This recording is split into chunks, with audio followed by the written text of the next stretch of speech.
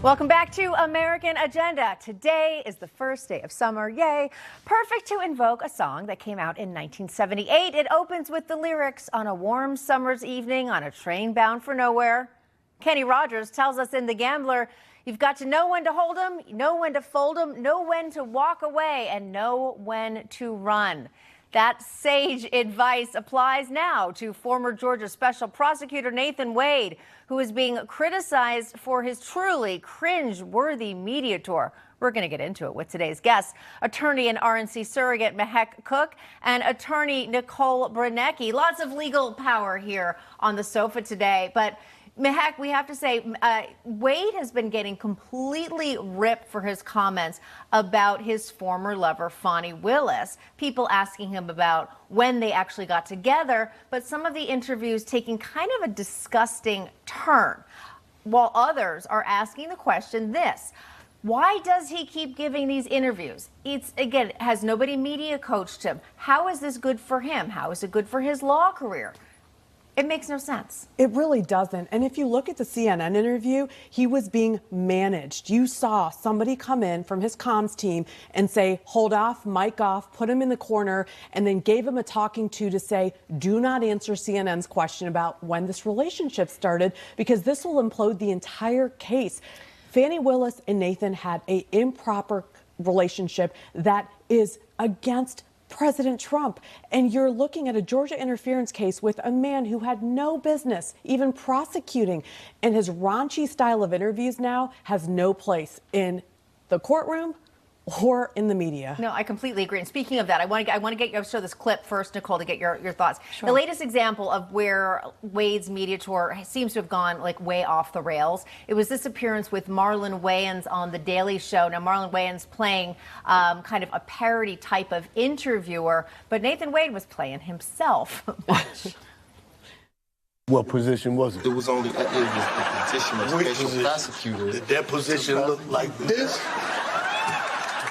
Or did that position look like this? She's not my boss. She's never been my boss. You wasn't he too'd. Right. Right, she ain't he to you. No. I was a contract attorney. She was more analogous to a client to me. So you saying she was a client? Yes. Right, so you served her well. I mean, it really is gross. Nicole, as an attorney as well, how cringy is it to watch how crass Wade is being about such a humiliating public embarrassment? And also, what might this do to his law career, which may not have a future? Well, first of all, I think that media tour is done specifically for the purpose of preserving the legal career, but I'm not sure how that's going to work out after Doesn't that. Look like it's going that well. Exactly. Yeah. So right after that question that it cut to back to us, he said he did a great job, which means he played along. And I think that interview was just so out of bounds. Either he should not have accepted it, or he should have not answered that question, answered it differently, but he played along with that. And I think that he is not preserving his career by doing what he's doing right now. Yeah, but heck, it's like he's become a parody of himself, and that's not going to play well. He may be enjoying the spotlight, enjoy being on camera, think he's having fun. I'm waiting for the book, of course, but it doesn't seem like he's playing this well. No, he isn't. But no one to fold him. To harken back to Kenny, right? Exactly. And he doesn't know when to fold it. And this is the thing. There's a mockery of our legal system. Great so point. You have the lawfare, and now the legal system's being mocked. Like, I feel bad for anybody who's in law school right now that's looking to say, I wanted to be an attorney. I wanted to be a judge. My God, I'm wasting thousands of dollars, and I'm going to turn up like Phony Willis. She's a phony, and I call her Phony Willis, or Nathan Wade. I mean, they are crooks in the legal system. Yeah. This isn't the way you conduct yourself. Not setting a good example. And this takes us perfectly to our next topic here. Respect for the institution, whether it's law or whether it is the White House. Now, I'm all for having a great time. Let your hair down, have fun. You don't have to be so serious.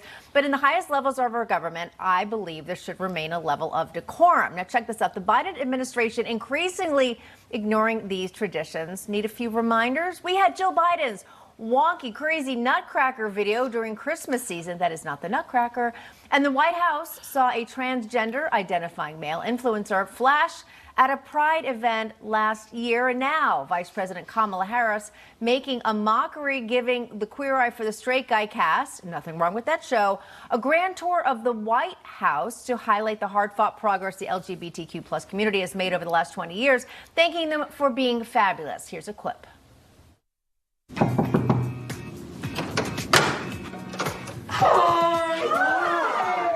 Talk about it.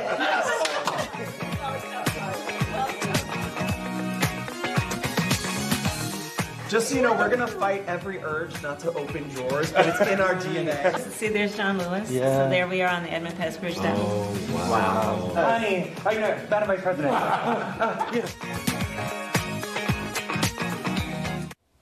Now, here's the first thing. I have no problem with anyone being in the White House. But when you have to make a video, Nicole, and kind of show that you're cool, but then also the White House should be reserved, I think, for the highest heads of state, for people who are not almost going to make a parody of it, like our legal system, you mentioned, Mehek. And we even saw one of the gentlemen there at a podium, one of the podiums, presidential podiums, making a mock speech. And I just feel that it's crossed the line to disrespectful. I don't care who the group is or what they represent. I just think it's going too far. This White House seems desperate.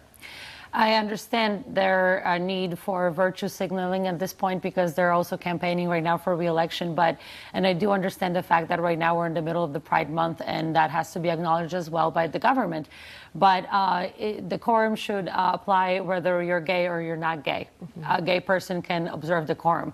And I think that they allowed for a little bit too much of frivolousness right there. And I think that they're facing the problems that they have in their own campaign. They're trying to be cool, they're trying to look cool, and they're trying to appeal to certain segments of the society as a distraction from the actual problems that this government is currently facing. It's a great point. It's like one of those, like, hey, ooh, shiny, look over here.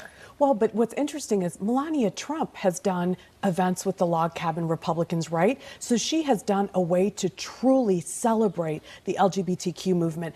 That's how you do it. You hold fundraisers, you celebrate their accomplishments. To continue to prop these videos up and to make light of this type of entertainment in the White House when we have serious issues we should be worrying about, we don't want reality television today. We want solutions to our problems. And Kamala Harris, VP, my gosh, she's in line to be the next president of the United States. Wow. That's she scary. She didn't deny that by reposting the screenshot calling her Madam President. I saw that. Yes. Exactly. Well, that's interesting, too. I mean, and quickly before we go, Mehek, I have to get your thoughts also on Kamala Harris as we anticipate the presidential debate 2 weeks from today, or rather 1 week from today. How do you think President Biden is going to do against President Trump? And we eagerly await Kamala Harris down the road.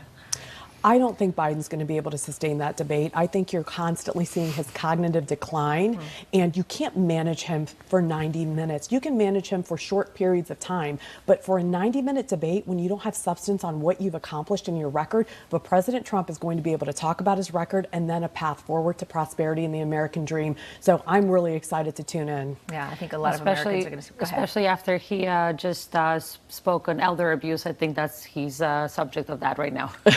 Right. Very good point there. All right, we're going to leave it there. Mehek Cook, Nicole Brenecki, really appreciate you being with me Thank you very today. much. Thank you so much. Thank you for having us.